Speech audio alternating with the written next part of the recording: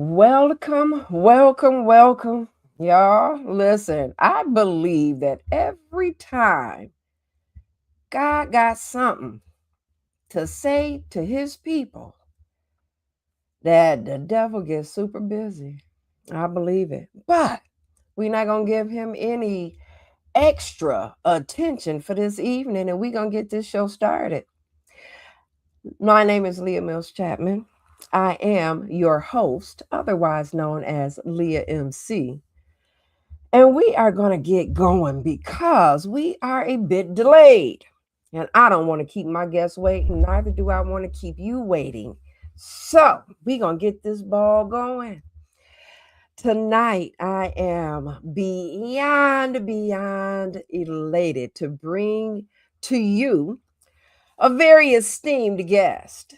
We know him affectionately as Mr. Holla. I know him as Neff. Like, we go a little ways back, even though he's much younger than I am. He is family. He family. But again, Mr. Holla is what he goes by because he is very, very personable. He is always out here doing something for someone else, even so much so that he ran at a very, very early age for public office. Now, that's a special type of person.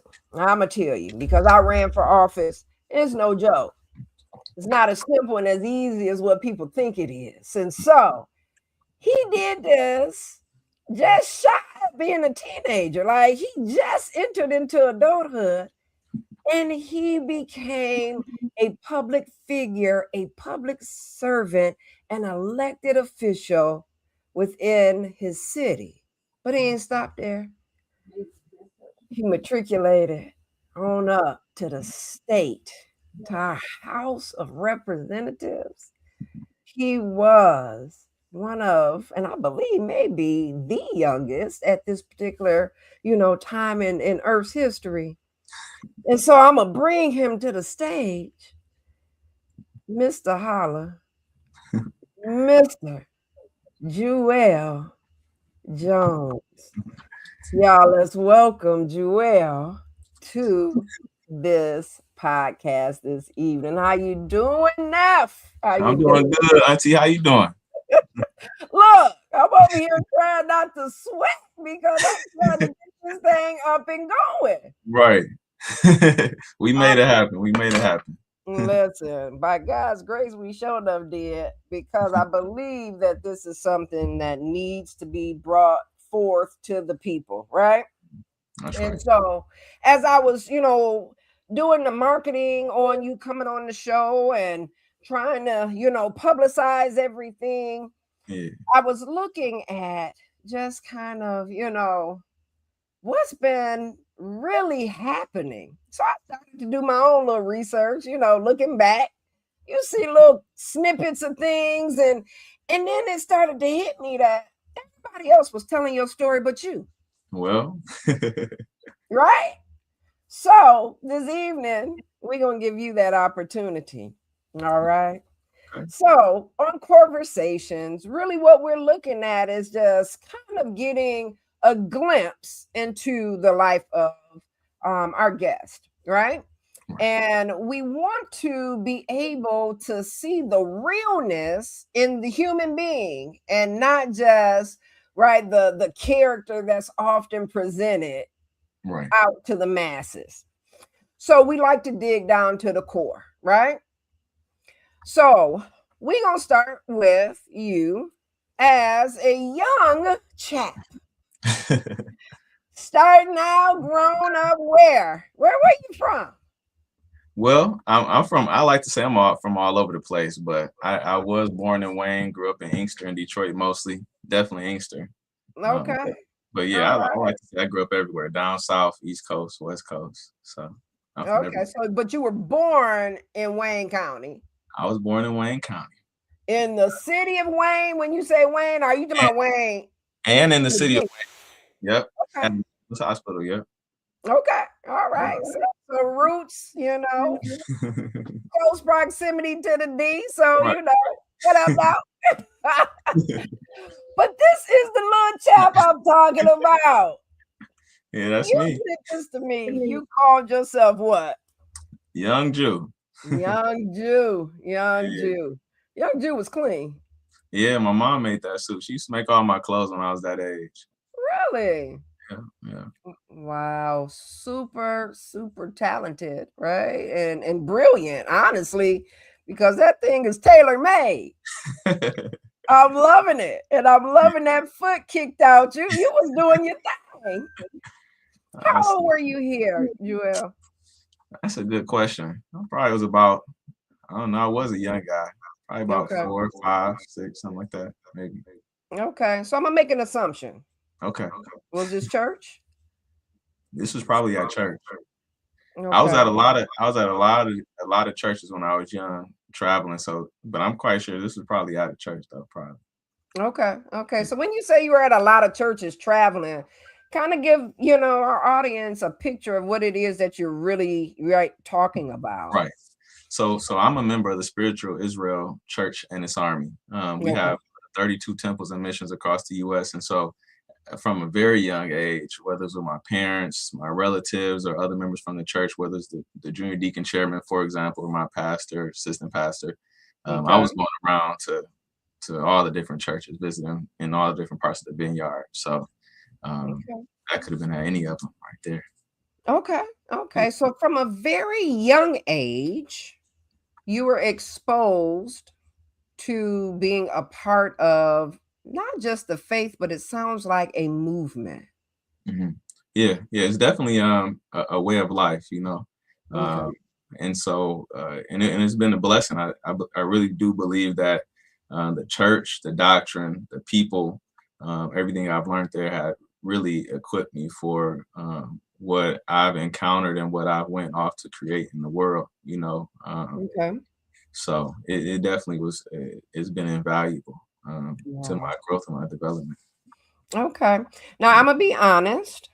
I'm not that familiar, Mhm. right, with this particular religion and or the doctrine they're in.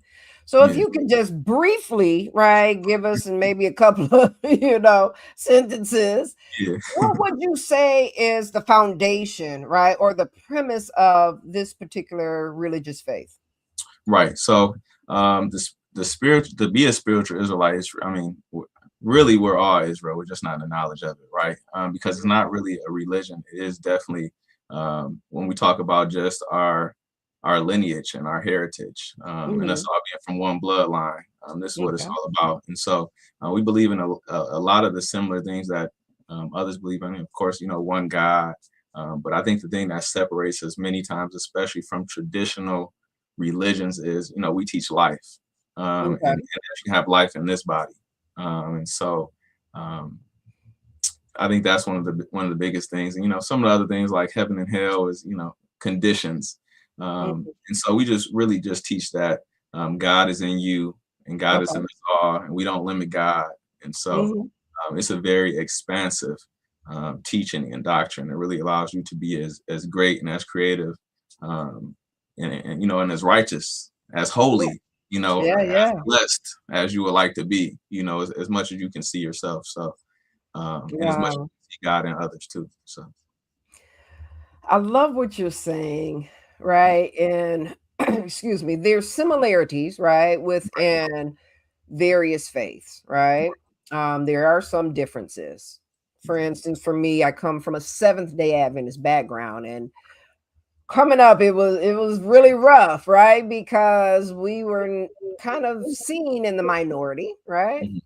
mhm, And only until you begin to talk to an individual about really truly what their doctrinal beliefs are, do you really get a deeper understanding of who they are, right? exactly.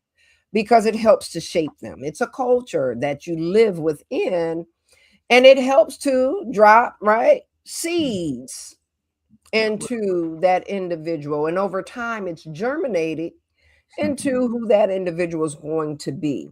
All right, teacher. Yeah, look, you know me. But no, we're not gonna do it, and we're not gonna go into therapy mode either. I always gotta put that Yeah. out there because people be like, "Oh, she's a therapist. She's in there trying to do therapy." No, I'm not. I'm Hey, I just having love it. a You are conversation. who you are. We love it. We love it. We love Listen, some things you can't get away from, but I just need to put that disclaimer out there. it. But no, when we're looking again at our faith based sort of beliefs, right? It's a system that shapes us, Right. right? And so, from what I'm hearing and knowing the trajectory of your life, or so what I am aware of, that foundation of having that God in us, that divinity is a part of us, right? This expansive thought and knowledge of who you are, you got this young. Yeah, definitely. As a Definitely. young black man, you got it young. That's right. That's Greatness. right. Yeah. Yeah. Greatness. So we got you super young, right? You in the church, you moving around with family, of course, Mhm. and potentially other leaders, right? Right. Within the faith. But you also said you was from Inkster. I went to school in Inkster 12 years. Okay. Did you know that now? I did. Surprise, Mhm. surprise. I say everybody's got a connection to Inkster though. That's why it's Listen, the greatest city in the world. Oh, mm, I love definitely. my Ipsy, but I'm an I Inkster, got you. native as well. Mm, But Inkster comes with a bad rap. We got to be real, right? yeah. And most times when you hear, Inkster, you're not hearing anything. It's almost like the Bible talks about, is there anything good that can come out of Nazareth, right? Mhm. Right. So when we look at Inkster or we listen to, the gossip, I would say, about Inkster, because I believe that there's good in every place and you can find it. All you really hear, Little Saigon, right? You hear about the gangs and the violence. You don't hear about greatness. How do you feel that you were able to maneuver through what people are constantly saying about where you're from and some of the realities of where you're from? How were you able to navigate that and not get caught up in the vortex, right? Of the violence stated and the violence actually done. Mhm.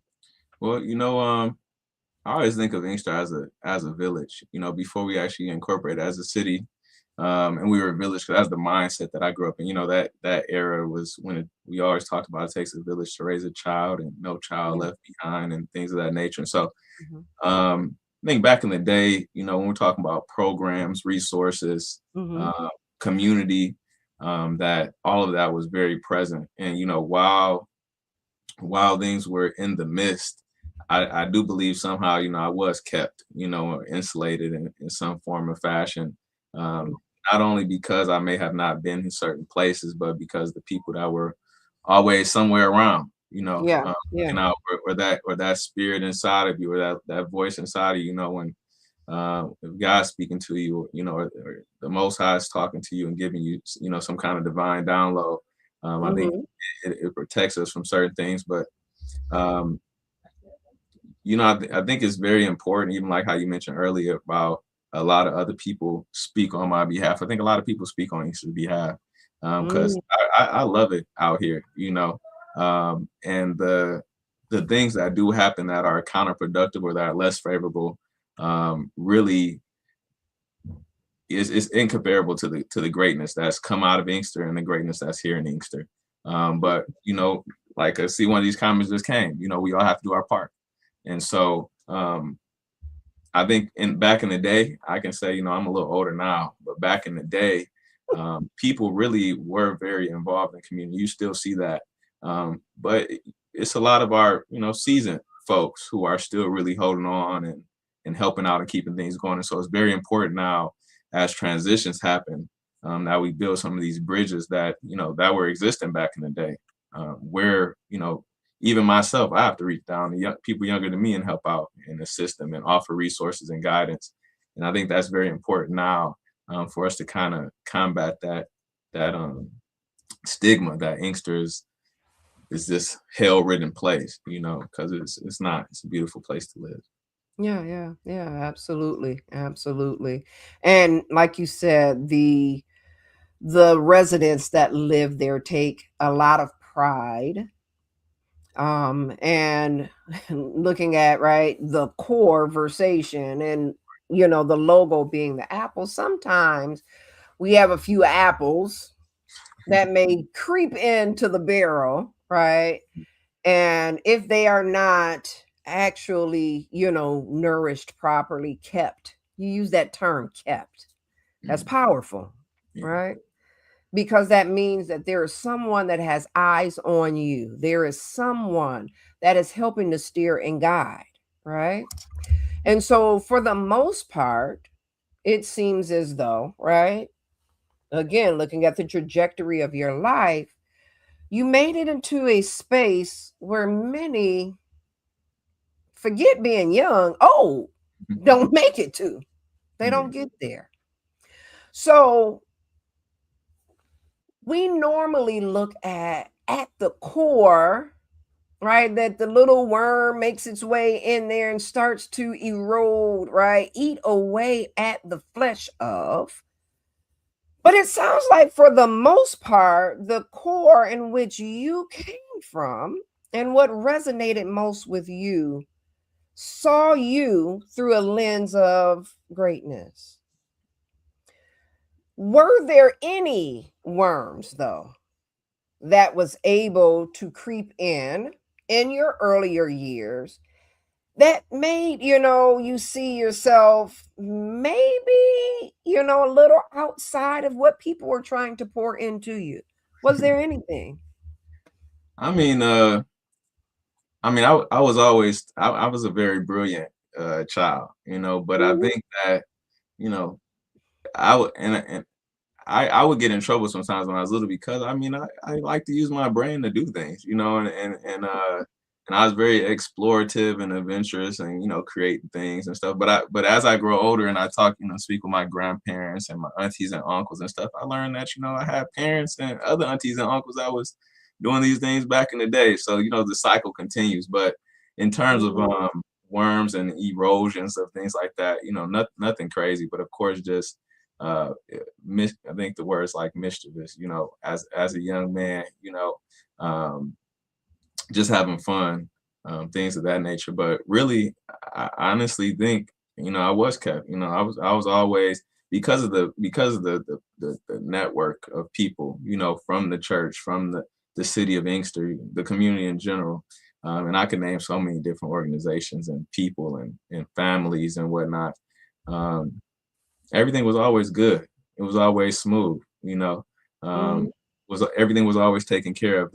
I've never worried or been concerned about anything, even on less favorable days, because the mindset that had been instilled in me from a very early age, I was conditioned and weathered for life. But you So told me something about early on, mm, right? That there's a memory you don't even recall and that your oh, yeah, family kind of chuckles about, right, right? And that mm, was that someone yeah, from the outside looking in right. thought that you had a disability. Yeah, yeah. My mom was telling me, because we were laughing about it. She had told me some years ago. I had trouble with my S's when I was Okay. like super young, and so they were thinking that there was something wrong with me, and they didn't want me to go to this one school that I think my mom and my dad had wanted me to go to. And so eventually my parents was like, "Oh, it's fine. Like, don't worry about it." I ended up going to another school, and we were just laughing about it. As years passed, because you know, even though I couldn't say my S's at that time, I think like shortly thereafter I was able to say it. And then like I've never had bad grades in school at all. Like straight A. Every school has been a breeze. Academia is a breeze. So it was just funny for us to just reflect on that, and it happens to so many people, because people, and I'm sure you see this, as a therapist Mhm. and whatnot. A lot of people try to classify individuals, but really don't know whether we're talking about people with anything. Yeah, The sheer creativity that people have. Sometimes people are not able to qualify it, and so they just write it off as being a thing. So absolutely. yeah, we Absolutely. we laughed about that years down the road. So I brought that up as a segue, right? mhm, Like you said, these labels that individuals like to put on people, mhm, right? They see something, don't necessarily know what it is, but they are going to categorize, they're going to put it in a box, mhm, put a human in a box, right? Sometimes we know that it might be a bias for and or against. yeah, But we just as human beings kind of get stuck in this framework that we gotta always put somebody in a box. So I'm about to bring to the stage. I think this is kind of, outside of you sharing the brilliance that you possess early on and even today. I think the true notoriety to the masses kind of started around here. Hold on. Nope, oh not there. There. yeah, There. Right? This young Jew 2.0. Right? right, right, So talk to the audience a little bit about what is this, really about. yeah, yeah. This was after so we had ran for city council back in 2015 in Mm-hmm. Inkster.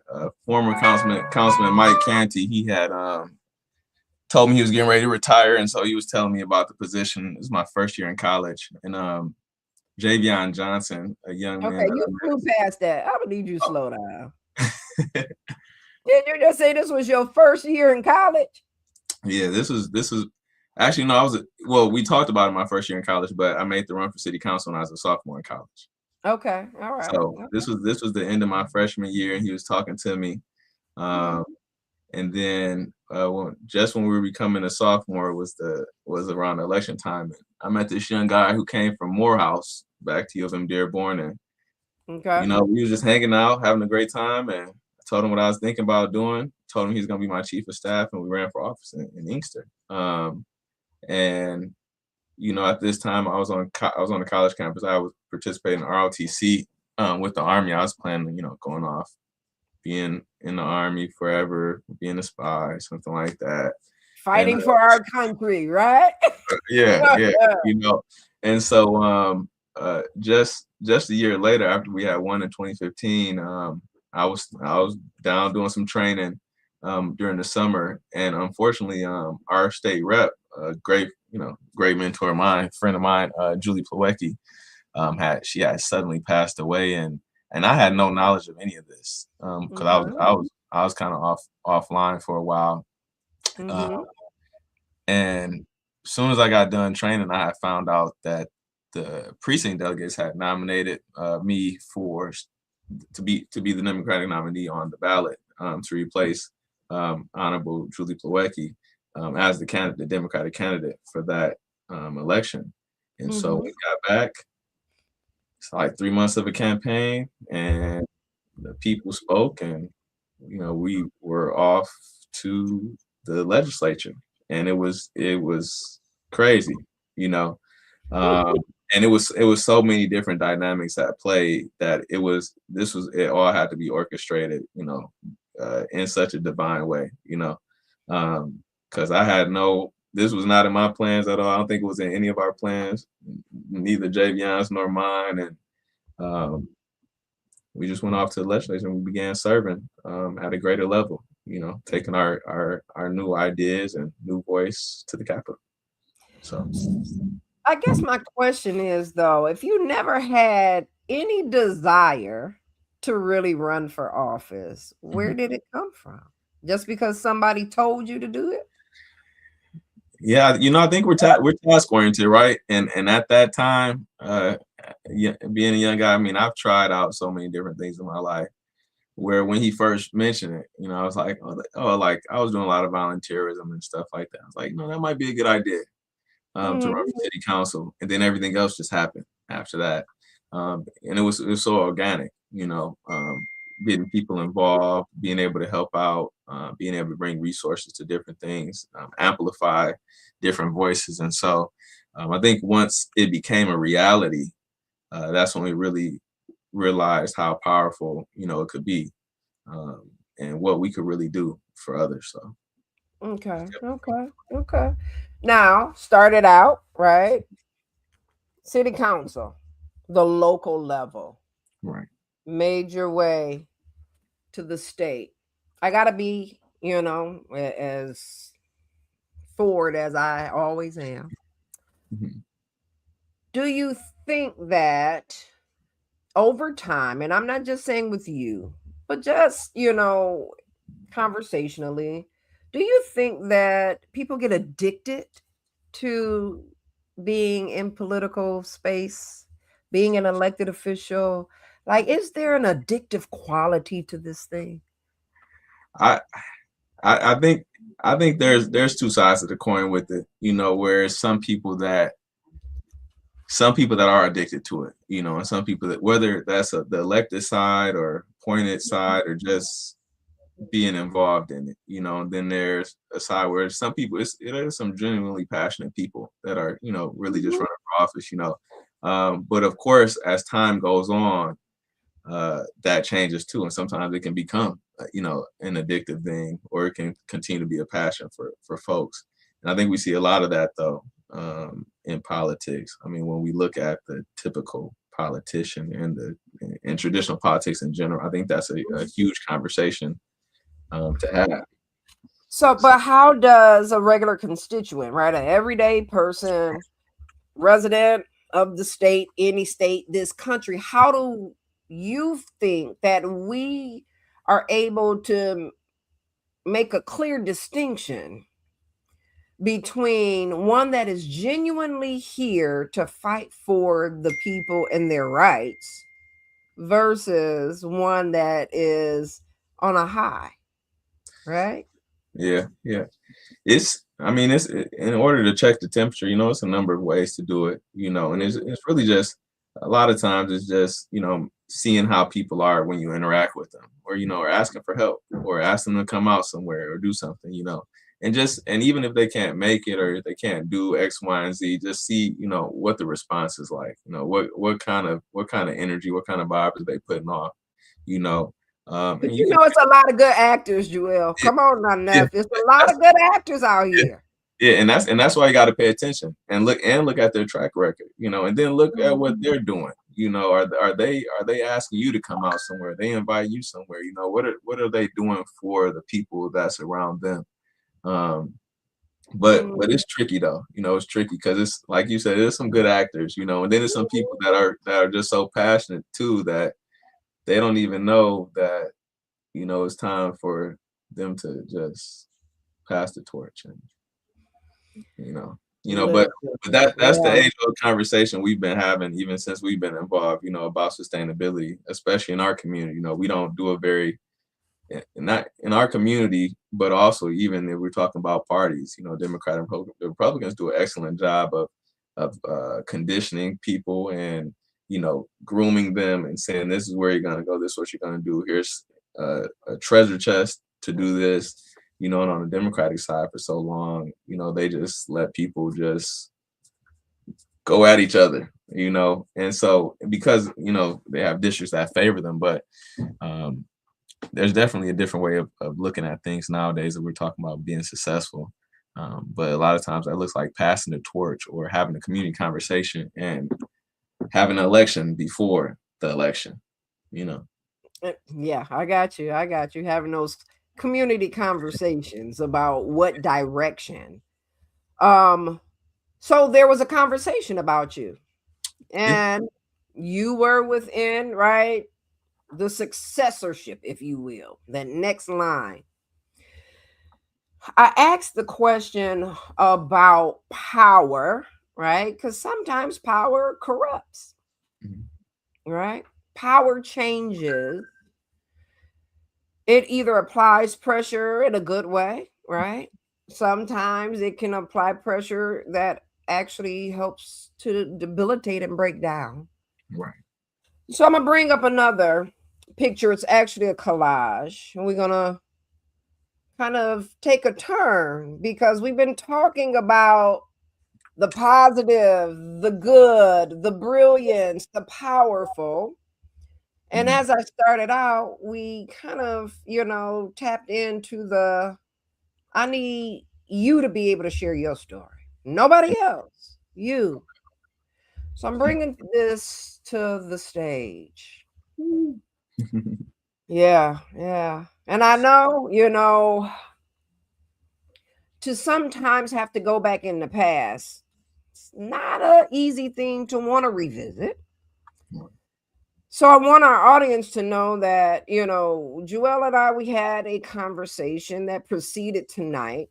Mhm. And he said, Auntie, let's do this, right? Whatever. Yeah. Because this was life. Right. Right. And life has lessons. And life teaches us things. And life reveals things in us. And we Mhm. saw early, right, the young soldier that was shaped. Mhm. Talk to our audience about what we are seeing here. What year was this? What seemed, to had been going on? A picture is worth 1,000 words, but I want to hear yours. Yeah. This was April 6th, 2021. Actually, um, I was hanging out with a friend of mine, and we were out and but we were rolling around afterwards, and Mm, I was actually letting them go ahead and get their composure. And we was out rolling, and I think we were down by, we weren't quite at Fowlerville. We might have been Fowlerville or somewhere else. Um, and I didn't feel like getting off on the exit. So let me back you up, though. Slow down, slow Yeah, down. Fowlerville. Is there many people that look like you out in Fowlerville? it's not. We was taking a long drive. I'm It's about to say you some was people that look like look. right, Fowlerville, right, that sound like somebody in right. Never Neverland on television. I don't know if I could have done that, but Right, continue. right. We were on 96, so we happened to be passing by this. It's a string of towns as you're heading to Lansing or coming back. That Mhm. we got some of our brothers and sisters, fair skinned brothers and sisters. And so we actually pulled over. I don't know if this is.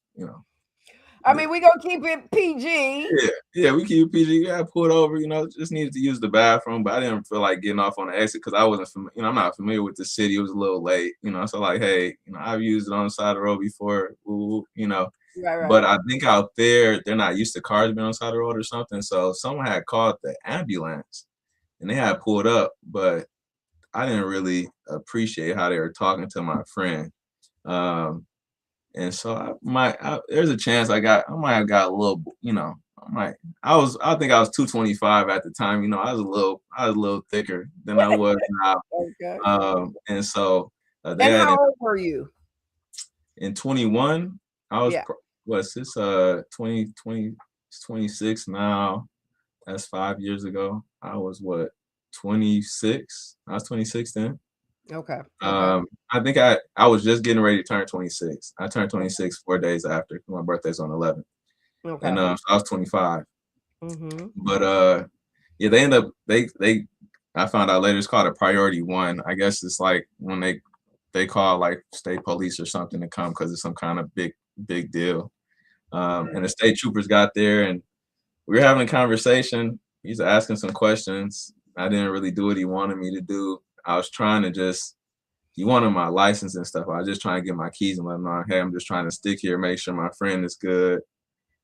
But everything, it wasn't really him. It was really the brother that came up afterwards. He like walked up behind me and I seen him in the glass on the ambulance. He got like all aggressive, like, so I kind of got a little, I tensed up a little bit too, because I'm like, what's he about to do? And Right, then after right. that, everything was just, you know, these are like some initial pictures and these other two guys at the end, but it's another picture where you see it's like 20, we got Fowlerville officers, Livingston County sheriffs, state troopers, and it was a big misunderstanding, I suppose, but it, Yeah. it Yeah. happened. Yeah, it happened. Yeah. No, I mean, thank you for sharing. Yeah, Because again, when all you see is the pictures, you right. see the videos, you hear the commentary, and it sounds a little different than what you sharing. Yeah, and I found out too, because that day, so they had took me to the Livingston County jail, but they wanted to do like this is my first time like going to jail, getting locked up. So they wanted to do like fingerprints and take photos and stuff. And so I was like fighting against it because I'm trying to figure out number one, like where I'm at. I'm like, don't I get a phone call, something like that. But Yeah. so I didn't do anything they wanted me to do. Really, even like when it came to they wanted to get my blood because I had been drinking that day, but they Okay. didn't do the breathalyzers or nothing at first, but then they wanted to test the blood after we got to jail, so we did all that, but I still didn't take any pictures or do the fingerprints. And in the morning time, the undersheriff and a lieutenant, the sister comes and they talk to me. They're like, hey, if you take this picture, we can give you a phone call. And when I just be thinking people be cool. I'm still trying. Still young. I mean, Yeah. you said you were Well, 25, right? right, And right, we know that, and systems know this, right. right? They try to play like, oh, okay, we just treating everybody the same. No, they know that the brain isn't fully developed until Yeah, about 25, 26 years of mhm, age, and it still is not that accurate. yeah, So they already know that you're young, hmm right? hmm So they and get you up in there, and yeah, we were just talking, and I was just like at a point. I had been there so long. I was like, fine, I'll take the picture, no big deal. But well, in retrospect, when I look back at it now, after I got out and I seen the news and everything like that, and they had used a picture. My eyes were all messed up, and it was from the mace, and I got maced and tased like crazy. That's when I started cussing them out. yeah. I don't know. The news had me doing I didn't start getting too aggressive until they started doing a lot of extra stuff. But thankfully, I Because didn't I do any. saw in the beginning you were Yeah, just standing there initially and just talking to one just talking. individual. He was just And talking. by the end of it, I'm seeing a whole fleet of cars. Yeah, And I'm yeah, like, this is one individual. Why did they need to bring so many officers for one black man? Yeah, well, I don't know. I know that they were trying to cuff me, and it just wasn't happening because I just, I wasn't going for that. And so that's when like this plethora of officers just appeared, and it still didn't really happen for a while. I think I got tased a few times. They actually tased me in my head, um, got maced. Face was all getting dragged through the ground, and so eventually I succumbed to, it was just, they just overpowered me. It was like a hope. It was like a lot of, you know, and that is why my face was all messed up in the video. I mean, in that mugshot. Yeah, yeah, And so they had me take that picture, and then I get out and they say I got in a car crash on the side of the road. And I was just like, well, here we go. So, but wow, like I wow. told you, we had just pulled over, the ambulance came and they called the police. So this was, it was a whole different situation. But sometimes it's best just to, um, it's an old quote I heard years ago. And I'm not saying my reputation is ruined, but it said, once you ruin your reputation, you can live life quite freely. And I always think about that, and I'm just like, it's nothing for me to argue with these people about. Yeah, yeah, I'm not tripping. It's not stopping nothing. I still have my job, still was getting paid, you know. I'm still me. So yeah. it's all good. But talk to us about, as much as, we rationalize as humans Hmm. and we protect ourselves as best as we can, right? The reality is that things hurt, Hmm. right? And so, as much as they physically drug you, they drug you all through the media. Yeah. When that occurred, how did that really affect you or impact you? So that's first. And Hmm. then how did it impact your loved ones? Yeah. To me, it didn't really impact me a lot, but I think my loved ones, it was because especially the second time when I had some bond violations and I was away for like a couple months. And it's just, just this frenzy of, I've got to talk to them at certain times, or nobody knows what's happening, what's going on. I think that when I think about how it affected them, I Yeah, think that was the big challenge, because so many people, it was such an ambiguous situation, like what's gonna happen, what's going on, how's Joel. And I think, like, probably because of like my upbringing and stuff like that, and a lot of other experiences I had in life before that time, um, I really honestly was not affected. Like, I figured like I really thought it was all just a movie. I didn't know, I didn't really even think the situation was that serious, until I started talking. I talked to a few people and they're like, oh no, this is a serious situation, but I really, it wasn't really me, but definitely my loved ones. I really felt for my parents, um, some of my church family, people that I couldn't talk to, who could only mhm, see different things like on the media, or see comments and stuff like that.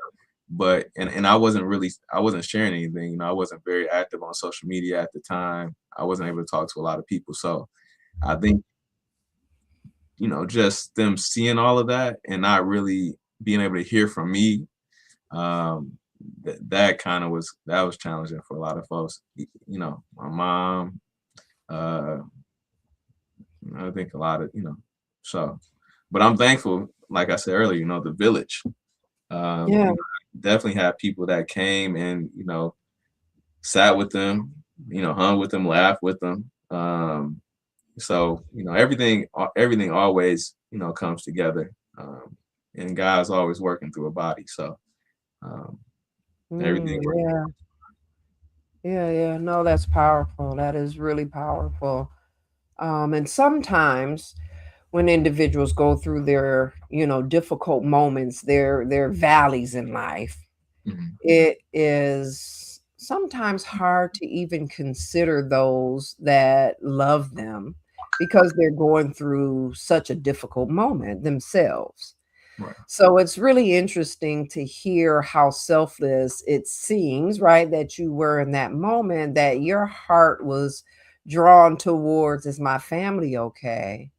While you're going through some very difficult moments, right?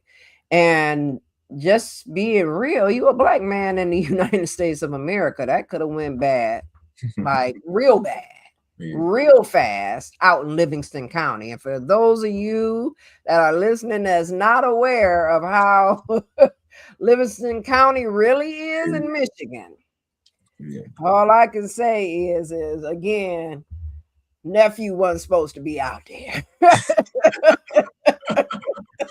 Hey. He wasn't supposed to be there. Wasn't supposed to be there. Mhm. But let's kind of look at this. And I want you to be honest. I hear you say, there are some other things that you have encountered in your life. And of course, we can't go through everything that you've ever Right. gone through. And it's not for us to do. But Yeah. you said that it really didn't impact you. You're human, Joelle. You gonna sit here and say none of Arguably. that? You said what? Arguably. Arguably, you're human. Yeah. Look, They teach. sometimes They I teach feel like an alien out here too. us Everything is falling. Oh my goodness. And everything came tumbling down. 1 second here. Whoa, that's a rough one. Let me see. Let's get it back together, y'all. Let's get it back together. Look, see, Joelle got superhuman strength coming through the video and it knocked over my stuff. Oops. Let's get this mic back up. Yeah, we can hear you loud and clear. Can you hear me?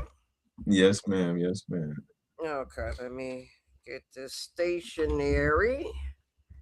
So Let's talk about the glasses match the pattern in your outfit too.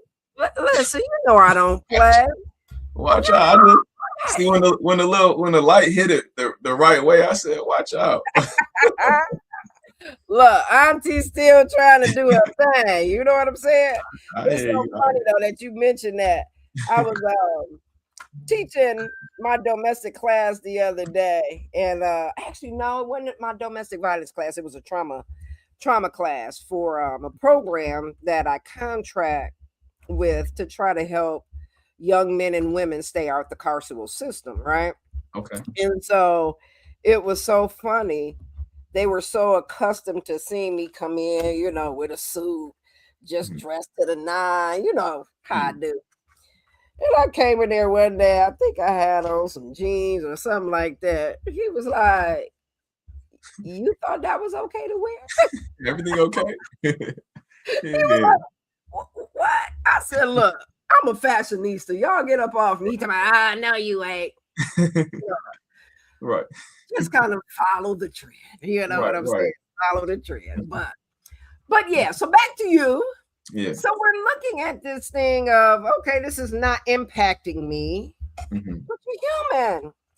How did that not impact you so deeply to the point that, you just kind of kept going through the difficult moments of this? Yeah. Yeah. I mean, there's so many responses for that, but I even think of one that the King says a lot of times. He says, how can you say he's the captain of, it's a song actually, how can you say he's the captain of your life if you can't make it through the storm?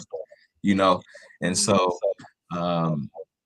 I think it's been so many different phrases, so many different sayings, so many different teachings, so many different words, quotes, everything that I've heard that have really ate those words up.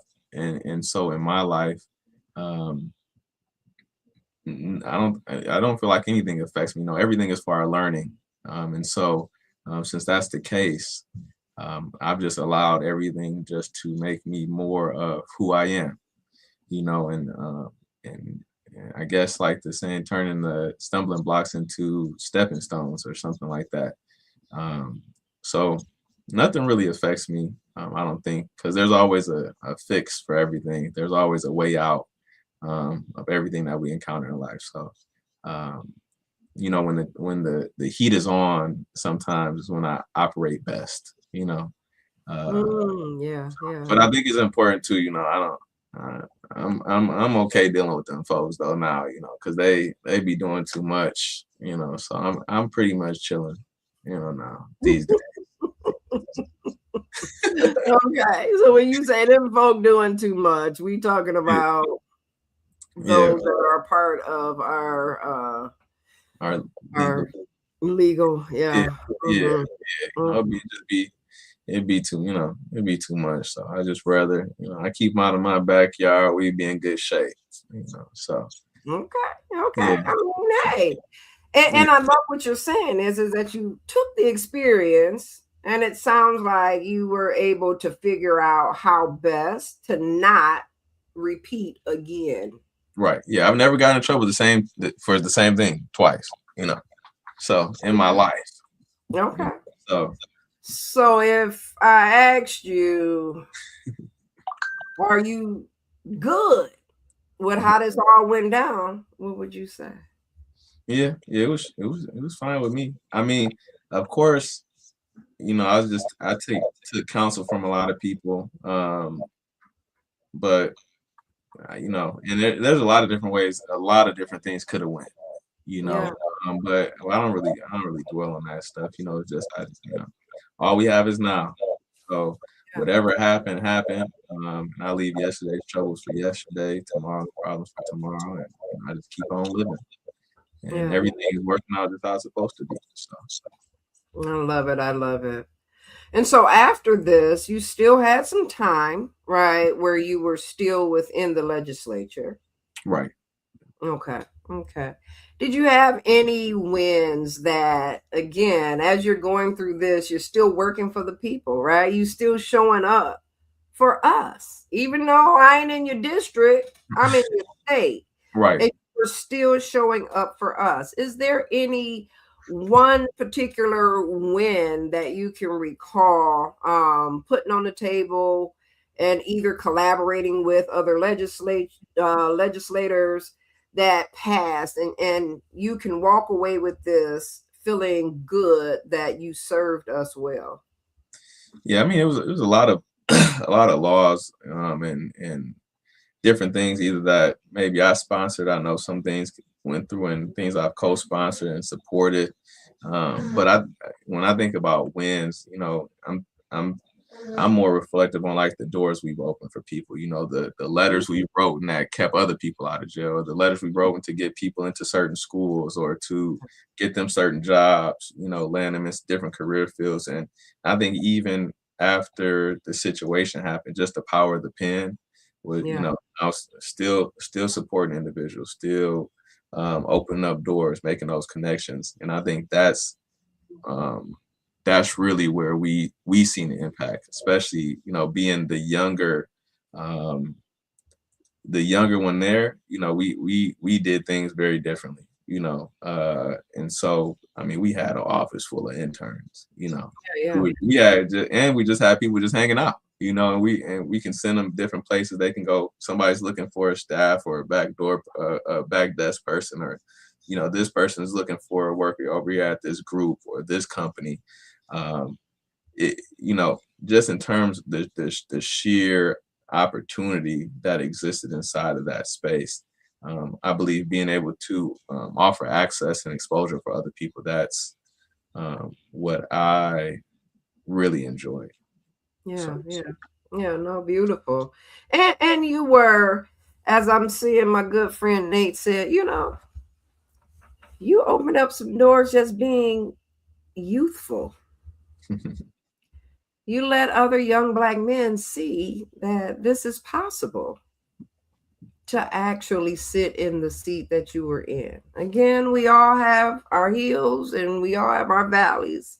right, We all have moments that we learn from that actually helps to build us into who we're going to become, right? right, And so our worst days doesn't define us as an individual, right?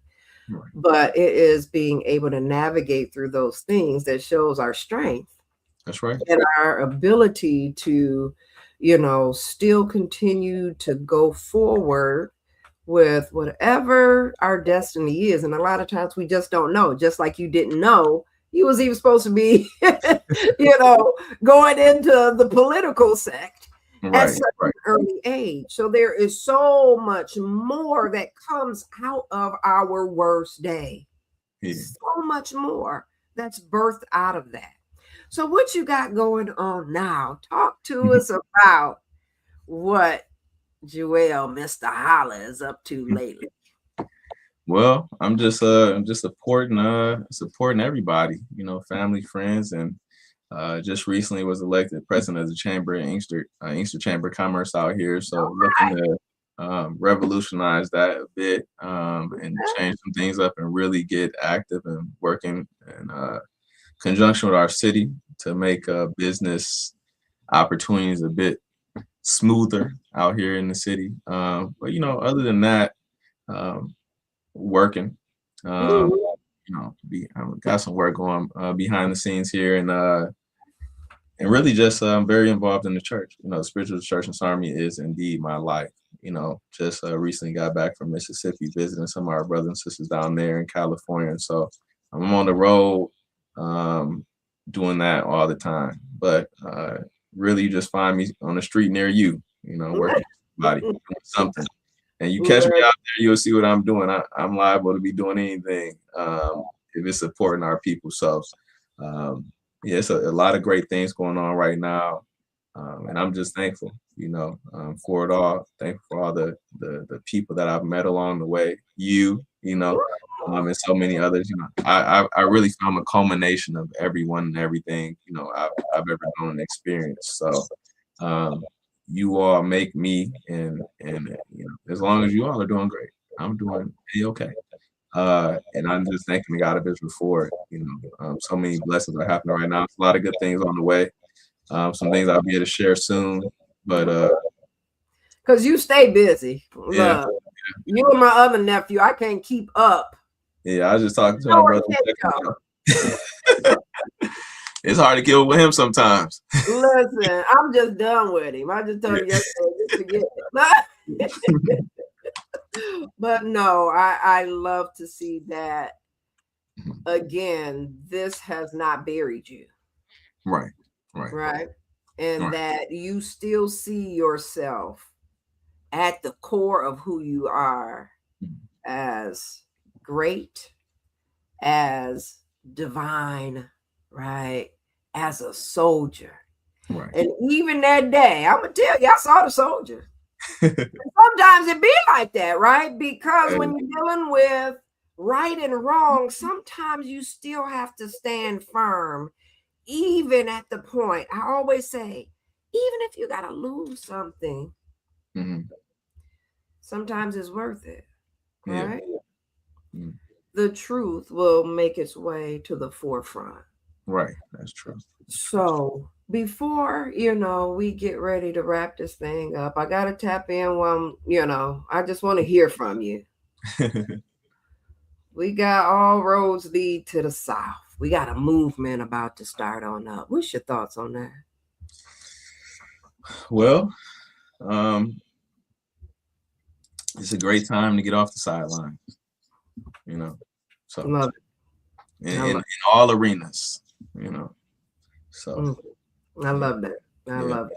So it's gonna take teamwork to bring about real change, though, and that's something that is always a struggle sometimes. But just a few people can change the world. So I uh, love that. yeah. I love it. I love it. So before we get ready to wrap up on the show, Mhm. I have something called Seeds of Hope. Okay. Seeds of Hope. And I always ask my guests to leave a 60-ish second Mhm. seed of hope to our listening audience for times, right, when life gets a little difficult, right? Gets a little tough. And sometimes we cannot see how we're going to be able to get out of these situations and grow. Right. Leave our listening audience one seed of hope this evening? Well, I'll read a prayer that I read often, Okay. and leave this with you. And it's actually something from our church too. But I like the words that are in it. So it's the Israel prayer. Okay. Um, Lord God of Abraham, Isaac, and Israel, let the words of our mouths and the meditation of our hearts be acceptable in thy sight. Holy Father, we know that thou have made us and love us and want us to be obedient unto thy word. And we do thank thee for thy enduring love towards us. Help us to be peaceful in mind and heart, and lead us into thy truth and light, which shall fulfill our lives each day according to thy will. Father, we do acknowledge thee, and know if we shall keep thy commandments, thou will direct our pathways in righteousness. Help us to be grateful for thy loving guidance, which is without cost, yet rich with love, joy, and peace, which cannot be bought or sold or taken away. And to these jewels of joy, Holy Father, please add a little prosperity for which we have need of. Help us to reach a oneness with thee, so we can truly renew our strength to live and not be sick, but shall walk in perfect health with thee. And now, dear Father, charge us with our power of love, so we may be able to live eternally. And help us be worthy of these and all other blessings that thou seest we have need of. We ask these blessings in the name of the Lord God of Israel. Amen, amen, and amen. And amen. Wow. Thank you for leaving us with such a powerful prayer to help lead, guide, and direct us, to sustain us. Because Lord knows we are dealing with some things that are trying to bury us, but we know with seeds, somehow, some way, the rain gets to it and it begins to sprout up and That's it right. gets stronger and stronger over time. And so, thank you again for that. And thank you so much You're for so welcome. coming on Conversations. I have been so blessed by your strength. I hate the word resilience. I really do, because people have been playing around with it and they want to, put that over on us Yeah, without asking us, is that how it really is? But I see the strength, right? I see what has been planted in you very early on. Your parents are amazing. You are amazing. And they have definitely put you on a path of leadership, no matter where it is. You don't need to be in the house. Like you said, it could simply be on the corner, but you right. leading and guiding people and helping them, right, to become the best them that they can be as you continue to develop. So love you, love you. Love you, and thank you for having me. I Yeah, you appreciate are it. very welcome. I appreciate you more. And so, to the listening audience, keep the faith, right? When it gets heavy, when it gets hard, look up. Don't keep your head buried in the sand. God got us. That's And right. Joel has shared with us just a snippet of what it looks like to be kept. And on that note, I will see you back next week, Thursday. We're going to go back to 8 o'clock. We had, Mr. Busy. We had to switch it up and make sure we could accommodate, because I needed him to share his story of strength. And so, again, I will see everyone next week, Thursday at 8 p.m. Do have a beautiful and blessed evening. And I was about to say, did he put the buffs on? Oh no. A beautiful and blessed evening. He said, I just need to see. Right. We shall see you all next week. Peace Have a and love. great night.